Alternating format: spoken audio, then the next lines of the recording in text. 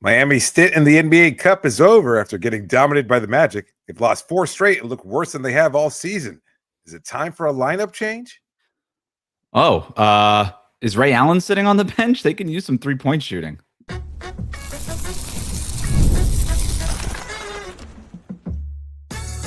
You are Locked On Heat, your daily Miami Heat podcast, part of the Locked On Podcast Network, your team every day. All right, welcome to Locked On Heat, your daily podcast on the Miami Heat, part of the Locked On Podcast Network, now the #1 sports podcast network, whether you're tuning in on YouTube or on your podcast app. Thanks for making Locked On Heat your first listen every day. Join the Cookie Gang, become an everydayer. That means subscribing, tuning in every day, Monday through Friday, signing up to the Locked On Heat text line with the link in the show notes. Also, exciting news here that we're going to share in a second about a new initiative by the Locked On Podcast Network called the Everydayer Club. We'll get more information on that as the show goes on. But first, today's episode is brought to you by Game Time. Download the Game Time app, create an account, use the code Locked On NBA for $20 off your first purchase. I'm Wes Goldberg, host of Locked On NBA Daily and Real GM Radio. I'm here with David Ramil. Both of us are credentialed Heat media members who cover this team every day. Recording this on Tuesday night after the Heat's loss to the Orlando Magic. David, disappointing one, especially considering how this thing started. The Heat going up 15-0 to start this game. But the start was very different than the rest of this game. I would say the first 5 minutes, very good. The other 43, not so good, David. Yeah, it was really unusual because they started off so well. And we had just talked about it previewing the game without Franz Wagner, their engine. And this is a team that has struggled trying to find their identity. And it seemed like Miami was so prepared and so ready to take on the challenge of the Orlando Magic, and they get off to that incredible start. And then credit to the Magic because they just seem to lean into their identity as a defensive team much more completely. And Miami was totally thrown off. Orlando playing at home, and I know that's a bit of a factor now more so than it has been in the past because Miami has had a little home court advantage even while playing in Orlando in years past. That is no longer the case. I think Orlando was able to just play their brand of basketball much more effectively than Miami was. And by that, I mean, again, playing good defense, swarming, keeping guys away from the rim, being physical. And I think that last point was what really stood out to me is the incredibly overt physicality of the Orlando Magic was not something Miami was prepared for. And in years past, especially, over the most recent seasons, Miami would have embraced that sort of physicality. In fact, they might have been the ones who had set that tone. That was not the case. This is a team that's perhaps a little bit more finesse than brute strength. And I think that's, led to some success early on in the season. But Orlando, they played a really, really strong style of basketball, particularly defensively. Yeah. And then that led to some ridiculous offensive possessions, especially for Desmond Bane, who had 37 points and looked absolutely dominant and looked every bit like the player that they thought they were acquiring this offseason to help them get over the hump and become that kind of dominant team that a lot of people expected Orlando to be in preseason. So really ugly game for Miami. Maybe we're being a little fatalistic here because the score reflects something else. But it felt a lot like the deficit was a lot bigger than the final score reflects. I don't know. From the point that Orlando just turned it around, it never really felt like Miami had an answer for them, nor could they have mounted any kind of response to what it was Orlando was trying to do. I mean, it was, right? It was kind of different after that. They go up 15-0, and then after that, I mean, you could do the math. Final score of this one, 117 to 108. Take 15 points away from Miami. That's basically what the game was for 43 minutes after that initial 5-minute burst to start the game. It wasn't very close. This is a Orlando Magic team that has kind of punked the Heat. This Magic team is 3-0 against the Heat right now. And all that physicality, all that stuff, to your point, that is what the Miami Heat used to paint on the court. That was all the Heat culture stuff. That was everything. Right. Credit to Jamal Mosley. Over the last couple of years, the Orlando Magic have come in. They have done away with that little brother mentality. And I think they get a lot of credit for that. And I know we're Locked On Heat, but there's the other team on the other side of here. And I give more credit to the Magic in this game than I do anything else. That is a good basketball team that after a rough start has refound themselves. They're back up to 5th in defensive rating overall. They are playing with that level of physicality and force that made them special last year, and frankly makes them special this year. Even with Franz Wagner out, that the Desmond Bane addition, that gives them somebody that can be their best offensive player on any given night. They didn't have that guy, right? It was either Franz or Paolo, and if it wasn't one of them, there was nobody there to bail him out. And now Bane gives them that other element. And then for the Heat, I do think that they really struggled against, to your point, the physicality. They got out rebounded. The Magic took more shots at the rim. I thought that defense really tightened up. I thought the Heat shot obviously over their head. Nobody's going to shoot 100% for a basketball game. Breaking news. But, those were a lot of tough looks that the Heat were taking in that game. There were some open ones we could nitpick here and there, right? There's definitely some open ones late in that game that maybe they could have gotten back into this thing. I thought they passed up some interesting looks. I thought the shot selection wasn't great in this game, but I give credit to that Orlando Magic defense for kind of putting a stop to this Heat offense, right? And making them confused and making them second guess things. Yeah. I texted you about this beforehand. I think for the first time all season, they look genuinely intimidated. And I didn't expect that from this particular group because they have played so much more aesthetically pleasing, but effectively and also just with a renewed sense of energy and purpose. This was a lot like the team that we saw at the end of last year when they had zero purpose and zero identity and no real clear picture of who was supposed to do what or when at any point in time. And to your point, I think credit to Orlando because they really went and just punched Miami in the mouth so completely that Miami was kind of just sitting there stunned and not really sure of what to do next. And that led to a lot of makeable shots being missed, like whether it was 3-point shots from the corner that we've seen Norm Powell hit at such a high rate all season, clanking off the rim or missing badly. Tyler Herro missing shots badly, like shooting air balls from 3-point range, 0 for 6, I think, on the night. Just really, really struggled offensively. Buddies at the rim, close jumpers in the restricted area, you name it. Like it felt like the equivalent to me is like in football, hearing footsteps. It felt like they were hearing those footsteps all game long following that initial 5-point burst, or 5-minute burst. Yeah, no, that's well said, and it did feel that way, didn't it? And defensively, I thought they were, whatever that version of hearing footsteps is defensively, I thought Desmond Bane put them in a tailspin, right? Yeah. They had half a dozen miscommunications that are so uncharacteristic of an Erik Spoelstra team, where they're just botching switches, letting guys slip wide open to the rim, and it's all because, they tried Davion Mitchell on Desmond Bane, they tried Drew Smith for a little while, they tried Andrew Wiggins down the stretch, and they just didn't really have an answer. Wiggins was probably their best guy, but Bane was just hitting everything, right? And when that's happening, I thought Miami's defense overreacted to a lot of stuff.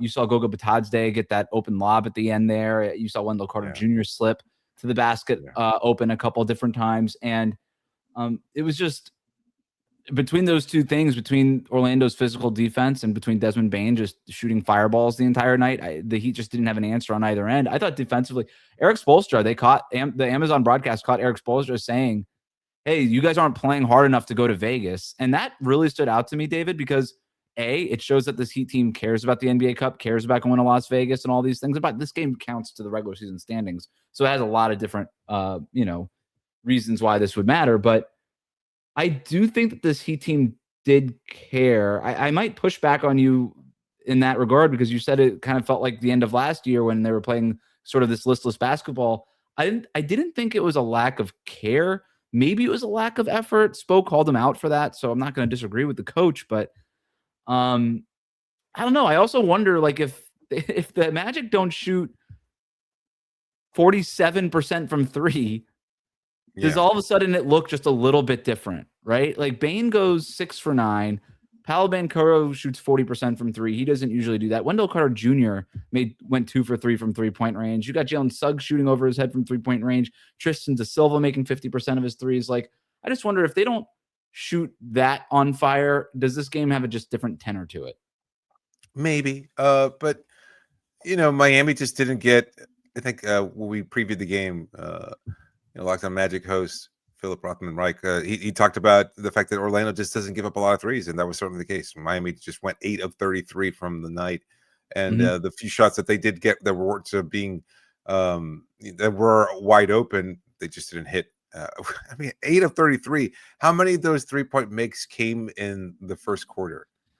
Yeah, most of Because them, right? Like, I- but David, Orlando went 15 of 32. It's not like they got up a bunch of them. They just made theirs. yeah, yeah.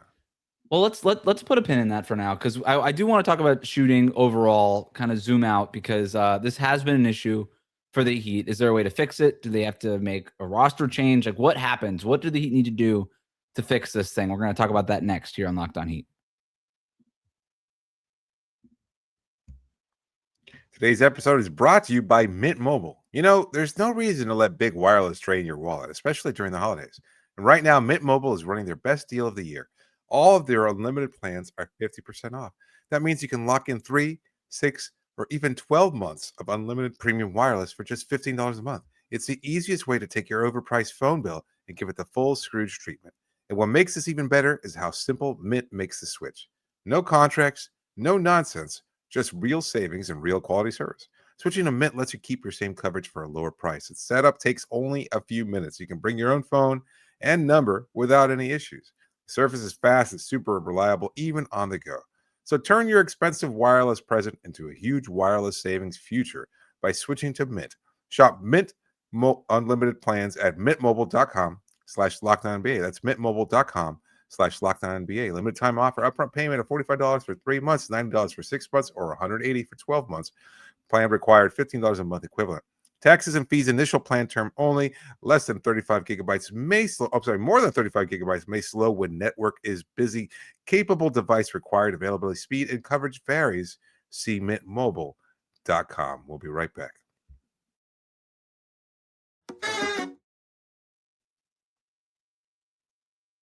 Thanks for making Locked On Heat your first listen of the day. And thank you for making Locked On the #1 sports podcast network. You already live your team every day. Now take it up a level and go ad free. That's right. Join the Everydayer Club today and get Locked On Heat with no interruptions, members only Discord access, and more, all for just $5 a month or for $50 a year. Go to lockedonheat.supercast.com or check the link in the show notes to learn more. We are really excited to be able to offer this premium service to our most loyal listeners, our real everydayers. The real Cookie Gang is going to want to sign up to this new service. Again, no interruptions, a members only Discord where you can interact with the Locked On Heat community and a whole lot more to come. $5 a month or $50 a year. Just use the link in the show notes. David, let's talk about these shooting struggles, because the Heat shot poorly during the 3-game losing streak, now extended to a 4-game losing streak. I thought it would be better with Tyler Herro and Norm Powell back in the lineup. Turns out it's not. They shot poorly from 3-point range in this game. Outside of that first 5-minute spurt, this team just really struggled to make shots. Not only to get up shots, but they still struggled to make those shots. Like I said in the first segment, David, I thought they passed up some interesting ones. Maybe we could talk about that, but just the shooting struggles overall. Are you concerned about it, or is this just a team-wide slump that they're going through? Are they just facing good defenses like Dallas and Orlando lately? What's going on?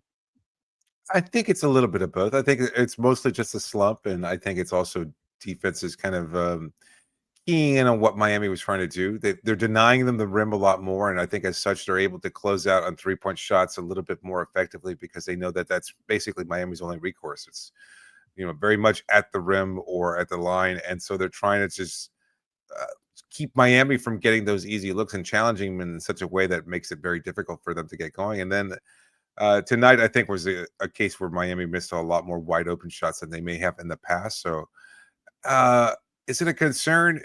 I don't know.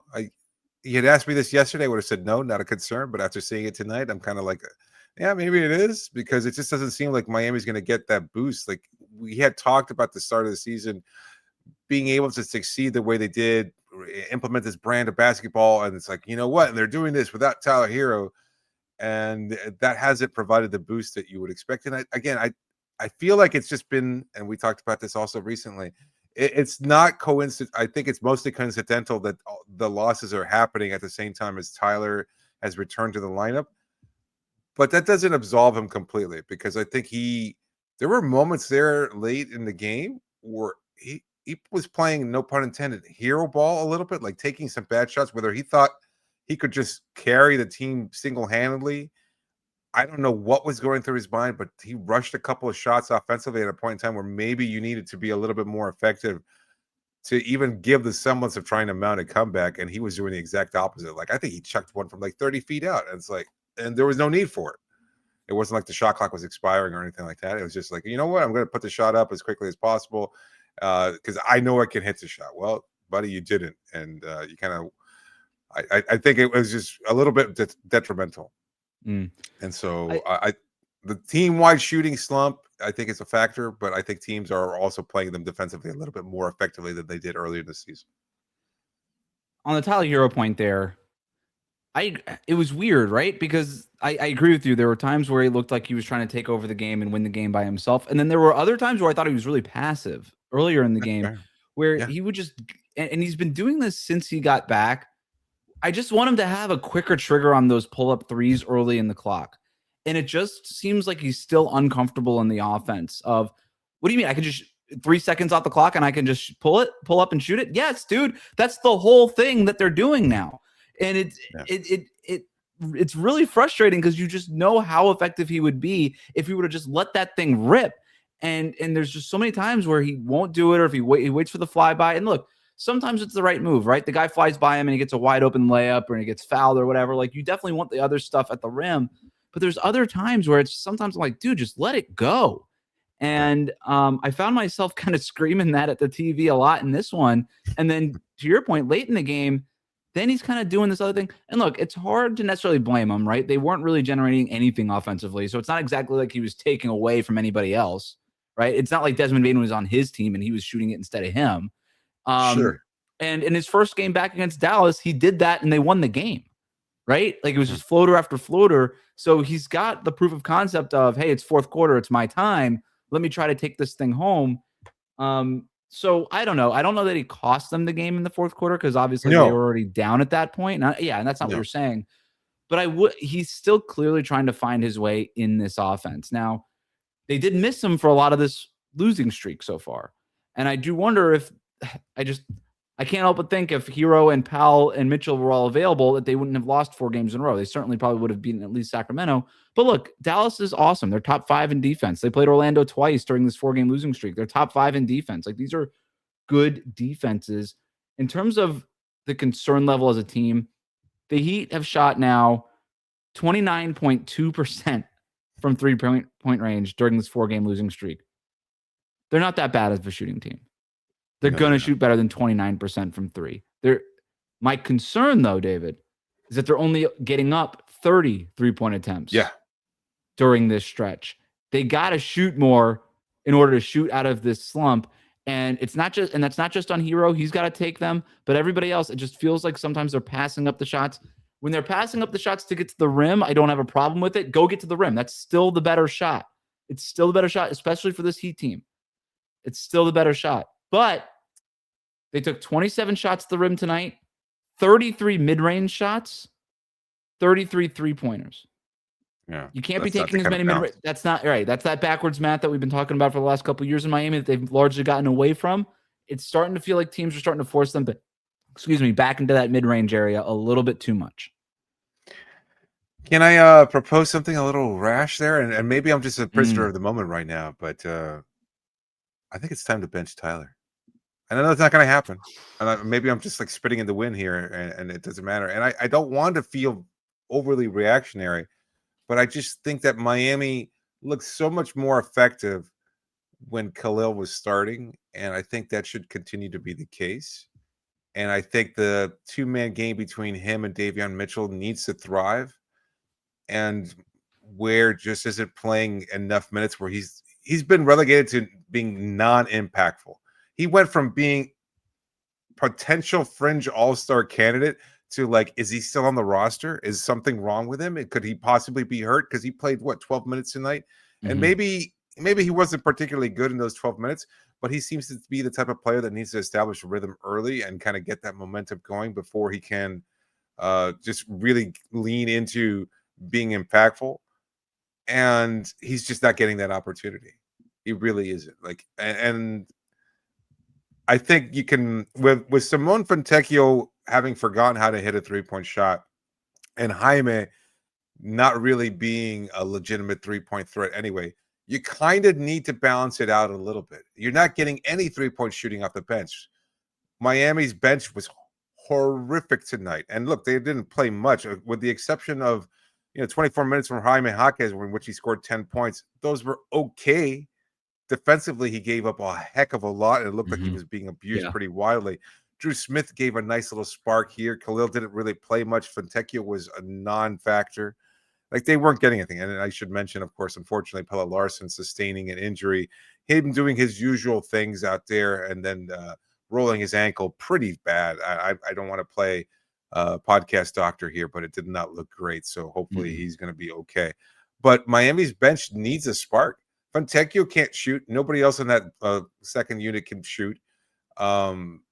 I wouldn't want to have Ware shooting 3-pointers when he's much more effective being a lob threat and being able to catch things at the rim and impact winning by rebounding and being the kind of player he was just a few weeks ago. It doesn't feel like that long ago. And now all of a sudden he's like barely playing. And so to me, I think you need to make a change. And maybe this is too reactionary, but I think it kind of kills two birds with one stone, where you bring Tyler off the bench, have him run those units. He can play off Jaime. It's not a necessary. I don't think the two of them can play together. I think it's a different style of attack there, with Jaime just going at the rim and Tyler looking for a shot, especially in the perimeter. And I think you bring Khalil in as a starter, and he can be much more effective in whatever minutes he gets it, and he'll earn that, because I think we saw him flourish not that long ago, and then he was coming off the bench, and Spell was praising him for embracing that change. Well, guess what? I guess it only goes so far. And right now he looks like he's I don't think he's in the doghouse. I just don't think he's being played. It's almost like he's forgotten he's there. And it's like, hey, man, you do have a 7-foot weapon on the bench here that was pretty good just a few weeks ago. And maybe you need to give him another opportunity. So he did play 25 minutes, 22 minutes, and 29 minutes in the 3 games prior to this, and the Heat lost those 3 games. So it's not as if Kel'el Ware has been buried. He was a minus 15 in his 12 minutes tonight. I don't know. I didn't watch any Kel'el Ware minutes tonight and been like, yeah, that guy's got to be on the court more. I thought he was pretty abused by those Magic big men in this game. I didn't think he was much of a factor on the boards. He wasn't really doing anything defensively. But I do think the overall question about whether or not the Heat need to make a change to the starting lineup, and if they need to utilize Khalil with Bam more often, that to me is interesting. And maybe we explore that more in the next segment when we get to our listener questions. We'll talk about that, plus whether or not the Heat need to make a roster move between now and the trade deadline. NBA trade season, the unofficial start of it starts next week. So it's a good time to talk about it. We'll do all that next. Today's episode is brought to you by Game Time. The World Cup is coming back to North America for the first time since 1994. And with 48 teams for the first time ever, it's going to be massive. But let's be honest, getting tickets is usually the hardest part. And that's why the Game Time app is clutch, finally giving fans a real advantage when it comes to snagging seats. With Game Time, you can track price drops in real time, get alerts when great seats open, and you can buy tickets the moment they hit the app. It puts the power back in your hands, and it makes going to the World Cup realistic instead of impossible. They're playing a number of matches down here in South Florida. You're going to want to be a part of that. It's a moment that you won't forget, and it's something that happens so infrequently. It's since 1994. We're talking about 31 years since the United States last hosted a World Cup, and it doesn't seem likely to happen again. And you don't want to pass up that opportunity. And with Game Time, it makes buying tickets so easy. Just pull up the app, and the layout makes it so simple to scroll through matchups and compare seat views. You can pick a game, tap a section, have your tickets locked in within minutes. No confusion, no hunting for fine print. You get what you pay for, and you know exactly what you're paying for because there's no hidden fees. So take the guesswork out of buying World Cup tickets. And every match, every concert or event with Game Time. Download the Game Time app, create an account, use the code LOCKEDONNBA. Get $20 off your first purchase. Terms do apply. But again, download the app, make an account, use the code LOCKEDONNBA. You get $20 off. Swipe, tap, ticket, go. That's Game Time. We'll be right back.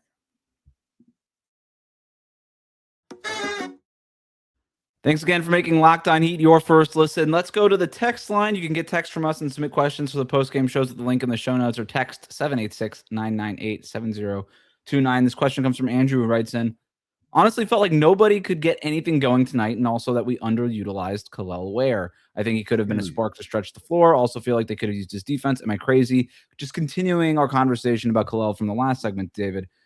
They did start Kel'el the last time they played the Magic last week, and he was a minus 18 in 22 minutes. I think this is a tough matchup for him. And maybe because he was so ineffective in the last one, that's the reason why they bench him in this one. But I do want to see more of the Bam Ware minutes. And I know it's hard because you don't have another center on the roster. So you kind of always have to stagger them. Jovic isn't playing. And that's really the problem here is that when you don't have a third big, you always have to stagger the two that you got. And that's really, I think, what the Heat are running into here. But then I look at the shooting problems with this team. If Simone Fontecchio doesn't have it going, even on a night where Tyler Herro and Norm Powell are fine from three-point range, it still feels like this team doesn't have enough shooting. And I just wonder, when they get cap space to sign somebody to a prorated minimum later this month, do they look for the third big? Or do they look for somebody that can shoot the ball? I think their preference would be to go for the big, to be honest with you, because it's just You're probably right. A little more versatility. Strangely enough, I think you can do different things with different lineups, and you don't feel like you're using your big resources a little bit too quickly or at the same time, and put you perhaps in a potential deficit. So I think that's the approach for any kind of roster building moves. I don't know. Why not play Jovic today? That's the other option, right? Just let him work through it, but they know that he's not the backup five. So I don't know. Like, could he have been any worse out there than anybody else? He's not like he's guarding Desmond Bane. I think Bataza would have been drawn out to the 3-point line to try and guard Nico, or Nico would have been able to lead a couple fast break opportunities. This could have been the boosted confidence he needs. Like, it seems like the style, the way that the game was managed, and I don't want to knock Spo, but the way the game was managed felt to me reminiscent of last year, where it's like, well, we've got all these players on the bench, but we're not going to really do that. We're not going to go to that. We're going to stick to what we know best, and that's a small ball lineup with basically essentially 3 players off the bench after Pella gets hurt. I don't know, man. Like, again, Jaime was a minus 16, Kel'el was minus 15, Pella was minus 9, Simone was minus 7, Drew was minus 9. The bench didn't have it tonight. I don't think the answer was more bench in this game. Different bench. Not more. Like, where are you going? You're going Kasparis, Yakachonis, and Kashad Johnson and Nico? You think that's going to win you the game in this one? I mean, maybe. Maybe. I don't know. Is the argument to just explore it in the second half? Was anything else working? Like, to me, I think you want to create your advantage by leaning into what you do best. But watching that game, I mean, I hadn't considered it when you mentioned it, but you're right. If you take away that 15-point burst to start the game, Miami basically lost by 30 points. That's pretty crap. It is the bench that gave this game away. I mean, Orlando's starters were pretty much outscored in this game. Miami's starters were a positive in this game. So I think there are some bench questions with this team for sure. But you got to balance it out a little bit better. Find ways of staggering those minutes a little bit more effectively, and maybe utilizing different combinations. That's what the coaching staff, and I thought they had enough time over the last couple of days to prepare for Orlando, and that was not the case. They did switch up the rotations a bit. The first bench unit that really started to give stuff away was Kel'el, Jaime, Pella, Simone, all out there. I think with Norm Powell for a lot of those minutes, and that bench, that unit basically just didn't have it. And so I kind of want to see Powell back out there with Davion Mitchell and Tyler with Drew Smith a little bit more. Drew Smith only got 8 minutes because Pella got hurt. So I agree with you. I think they need to reshuffle things a little bit. I'm not sure the rotation they landed on was the right one. Let's go quickly through a few more of these. Adam writes in, how has this team slumped so badly over the last 4 games? Shooting was the big thing. I think defensively they got to work on stuff, but I really just want to see what the defense looks like when teams aren't shooting as hot against them. I do think some of this stuff is just shooting variance things that you and I actually called out, I think, in our Thanksgiving episode, where it's like, hey, it's only a matter of time before the shooting flips, and right away it flipped. So I guess blame us for that. I don't know. No, but I mean, how much of it is just teams getting hot, or Miami's defense just kind of like Yes. scrambling and not being able to close out the way that they should be on those possessions? So Yeah. I think it boils down to Miami's defense just being a little bit more shaky than we had anticipated, and that I think you can tie to the return of Tyler Herro too. Again, not single-handedly on him, but it almost feels like this kind of domino effect where reinserting him into the lineup has just kind of triggered everything else. Norm has looked worse. The rotations have changed. Everything has just kind of fallen apart all at the same time, and it's. I hate to tie it to Tyler, but it seems like that's the catalyst for everything else going wrong here, and it's unfortunate because I don't think it's necessarily on him, but it has kind of coincided with his return. It's probably a conversation we need to have in a bigger podcast when we have more time to get into it. Yeah. You can't ignore the facts, to your point. I still think that for this team to hit the ceiling, they have to work through whatever growing pain this is, right? Tyler didn't go through training camp. There was no preseason. He's learning this offense on the fly. That took everybody a really long time to figure out. Yeah. And it does, like, for them to do what they want to do potentially this season, the ceiling is still with Tyler Herro maximized. I don't think there's any, and you got to figure out how to get that as quickly as possible. Malachi writes in, this Heat team looks terrible right now. 4 straight losses. What needs to change? Is Giannis or Ja Morant? Is trading for one of them the answer, or how can we turn this around? Yeah, adding Giannis to this team would make them better, I think. I think that would be a potential answer there. Ja Morant, maybe not so much. Yeah, if Nikola Jokic isn't available, then you know what? And you can try to pry Giannis out of Milwaukee. I say, yeah, if we can't get Jokic or Shea, I would settle for Giannis. I'm okay with that. I think making that kind of move might help. Jonah writes in, what counters do we even have? This team only works when it goes from defense to offense. As soon as the opposing team starts scoring, we also lose our offensive advantage by running out ahead of them. It's a great call, right? Like, this team needs defensively to be better. It is a team that's fueled by its defense and also by rebounding.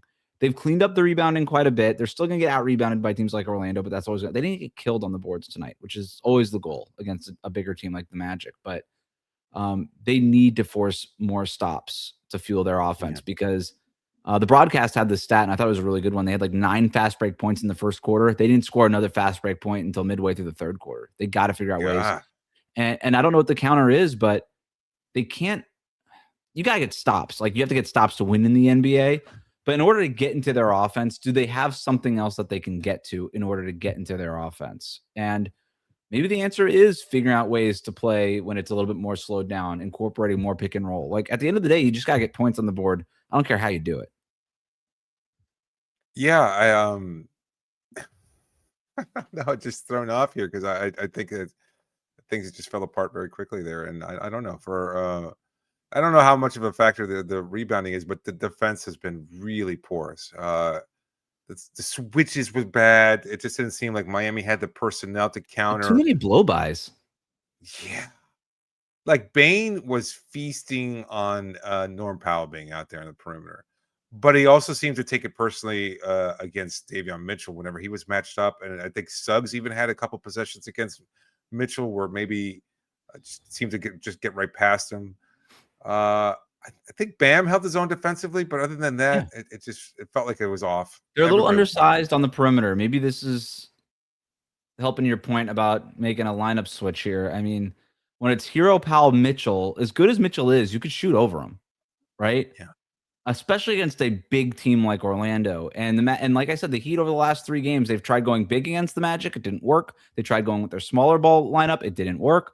So I don't really know what the answer is, but when it's Mitchell, Herro, Powell out there, you're just undersized. And I thought, especially down the stretch of this game, it was really rough for Tyler Herro defensively in this one. Not just when he was being targeted, but especially when he was being targeted. But there were some rough moments there. And they are working so hard to pre-switch when Tyler Herro is out there that if you're timing it right as the opposing offense, you can get them in a scramble. And that is something that I think has hurt them since Tyler Herro got back. Because even as Powell isn't a strong defender, but he's okay. They're not going to the point of pre-switching with him, where when Herro's out there and the other team's trying to get him in a mismatch, and now you're being forced to pre-switch and all that stuff, you're putting so much more attention on that than other things that I do think it hurts this defense overall. Yeah. Rough game for Tyler. Billy writes in, I felt like after the hot start from deep, the cup run would be a good indicator as to where they stand in the East. And I think fourth is a fair placement. Good enough to be excited, not good enough to come out of the East without Giannis. I just want to talk about this. I was kind of jazzed up for this NBA Cup thing, David. I got to be honest with you. You know I'm a skeptic of the NBA Cup, but I was going to be all in if the Heat were going to Las Vegas this weekend. And I got to tell you, man, I'm disappointed. I'm disappointed that we don't get to cover a game with the Heat playing in Vegas for something to play for, like in the NBA Cup. I can't believe it, but I kind of did get sucked in. And as soon as they sucked me in, they pushed me out. Yeah, I am equally disappointed there because I think they look like a team that didn't care. And when we had just recently talked about how Miami's new identity was one that really gave a damn about the regular season and played with the kind of effort and purpose that had been missing so often over the last few years. And you know what? Maybe I spoke too soon because that's not what I saw at all today against Orlando. Maybe it was just a matchup problem. Maybe Orlando's just the kind of team that will challenge this Miami iteration a little bit more effectively than other teams will. But to come at the heels of after a 3-game losing streak with something additional on the line, Miami needed this one. They needed to prove something. Orlando had an excuse baked in. Hey, man, we're without Franz. Apollo's still working his way back. They had a reason to give up, and they didn't. Mm-hmm. Miami did. And I think that really I don't know that they gave up, though. Like, they fought in the end. They tried to climb back in it. They were a Tyler Herro missed three-pointer from making it a 4-point game late. Giving up feels harsh. Maybe, but it did not feel like they were the same kind. They had no swagger to them, no kind of confidence. I don't know. At one point, Desmond Bane's just clapping his hands. It did feel like earlier in the year, they would have taken that 15-point lead and turned it into a 30-point lead. Right? Yes. Like we talked about that all the time, about how different that felt. And this did feel a lot like last year where, hey, cool, you're up 15, but by the end of this game, it'll be a clutch time game and anything goes. But last two texts here, they're not really related, but we can make them related. William writes in, these guys still have the same problem every year. They go stretches of not being able to score. This team just lacks actual talent. The fairy tale of the start of the season is over. We need to trade. This team can't hide the fact that they suck. Andrew writes in, is there anything positive to look at after this game? David, here's where I am. I don't think the Heat are as good as they were to start the year. I don't think that they are as bad as they've been during this 4-game stretch. I think they are better than this, maybe not as dominant as they looked through the first part of the season, but I do think that they are better than this. The shooting will eventually tilt back the other way. Things will normalize a little bit, and we'll get a little bit of a better read on this Heat team. Too fair, way too fair a statement there. Like I need you to be more of a hot take on that. I'm kidding. No, I agree with you. I think is somewhere in the middle, not hot enough. Fair enough. Yeah. I think it's a fair assessment, and I think it's right on too. So I don't know. I think a lot of people are hearing buzz about Morant, hearing buzz about Giannis, and nothing's going to be finalized anytime soon. I don't anticipate. Like if anything, Orlando making the push that they have of late, and Miami kind of regressing a little bit. Like, is Milwaukee truly out of it at this point? Like, I mean, is any team in the Eastern Conference other than Washington like truly done? Well, it almost feels like because Giannis is out for another 2 or 3 weeks, so they might actually be done. But to your point, they're not going to make a decision until Giannis comes back, right? Like so, or at least till the tail end of it. So the Heat can't rely on a Giannis trade to right the ship. But look, we also knew that they didn't have a Giannis on the roster, and you kind of need those guys in the NBA. But I do think that things can get better for them going forward. They'll break the 4-game losing streak at some point. I think the shooting will normalize. We'll get a better assessment of what this team is. But that'll do it for us today. This has been Locked On Heat, part of the Locked On Podcast Network, your team every day. Make sure you are subscribed so you can get all the latest episodes. Find us on Twitter and Instagram at Locked On Heat. Did Locked On Heat make your Spotify Wrapped? Prove it on social media to secure a free month of our brand new Everydayer Club. Just tag our national Locked On Podcast Network account on any social platform, and we'll drop you a code. Be one of the first to join the Everydayer Club to get your favorite show ad-free and exclusive access to the members-only Discord channel. For those of you on video, we send you the first ever 24/7 National NBA YouTube channel. On audio, make sure you check out your second listen, Locked On NBA Game Night and Locked On NBA Daily.